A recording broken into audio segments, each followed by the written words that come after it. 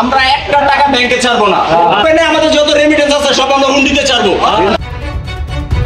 দেশে 2 বছরের বেশি সময় ধরে চলছে ডলার সংকট। পরিস্থিতির উন্নতি না হয়ে ধীরে ধীরে আরও অবনতি হচ্ছে।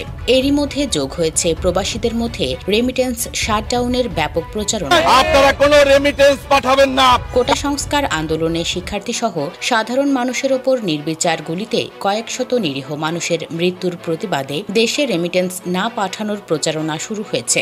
এতে সরকারের মধ্যে আতঙ্ক দেখা দিয়েছে। গত সপ্তাহে দেশে দেশে রেমিটেন্স প্রবাহে ব্যাপকভাবে কমে যাওয়ার ঘটনা এই আতঙ্ককে বাড়িয়ে দিয়েছে। 2 মাসের বেশি সময় ধরে ডলারের দর 117 থেকে 118 টাকায় স্থিতিশীল আছে।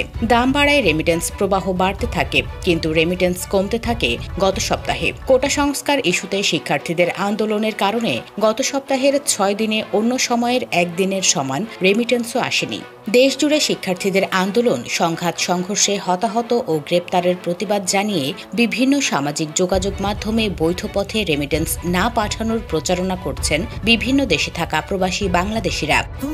আমরাই সেই হতভাগা প্রবাসী যে নিজের দেশের ভাই বোনদের এত বড় বিপদ দেখেও আমরা তাদের হাতে হাত রেখে রাজপথে নামতে পারিনি। জেগে উঠো প্রবাসী ভাইয়েরা, বন্ধ করে দাও রেমিটেন্স দেওয়া। তবে সোশ্যাল মিডিয়ায় চলমান গুজব ও অপপ্রচার বিশ্বাস না করে বৈধ পথে রেমিটেন্স পাঠাতে প্রবাসীদের প্রতি অনুরোধ জানিয়েছেন ডাক, টেলিযোগাযোগ ও তথ্য প্রযুক্তি প্রতিমন্ত্রী জুনায়েদ আহমেদ পলক। পরিস্থিতির সম্ভাব্য ভয়াবহতা টের পেয়েছে খোদ বাংলাদেশ ব্যাংকও। এরই মধ্যে ক্ষতি এড়ানোর উপায় ভাবতে শুরু করেছে তারা। প্রথম পর্যায়ে দেশের সব ব্যাংকে বর্তমানের চেয়ে কিছুটা বেশি দামে প্রবাসীদের কাছ থেকে ডলার কেনার নির্দেশ দিয়েছে।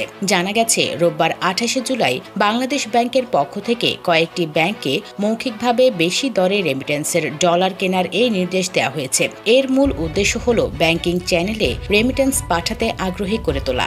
সূত্রমতে বেশি রেমিটেন্স আহরণ করে এমন 12টির মতো বাণিজ্যিক ব্যাংকের ব্যবস্থাপনা পরিচালককে এই নির্দেশ দিয়েছে বাংলাদেশ ব্যাংক। ক্রলিং পেগ চালুর পর ব্যাংকগুলোতে ডলার রেট সর্বোচ্চ 118 টাকা হলেও রোববার কেন্দ্রীয় ব্যাংকের মৌখিক নির্দেশের পর বেশ কয়েকটি ব্যাংক রেমিটেন্স কেনার রেট 118 টাকা 50 পয়সা থেকে 118 টাকা 70 পয়সা অফার করছে।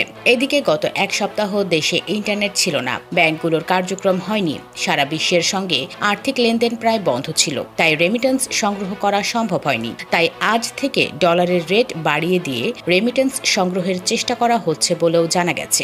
বাংলাদেশ ব্যাংকের তথ্য অনুযায়ী গত সপ্তাহে 19 থেকে 24 জুলাই দেশে রেমিটেন্স এসেছে মাত্র 7 কোটি 80 লাখ মার্কিন ডলার। এর আগে 18 জুলাই পর্যন্ত এসেছিল 142 কোটি 20 লাখ ডলার। অর্থাৎ চলতি মাসের প্রথম 18 দিনে প্রতিদিন গড়ে প্রবাসী আয় এসেছিল 7 কোটি 90 লাখ ডলার, যেখানে এর আগের মাসে এসেছিল 254 কোটি ডলারের রেমিটেন্স।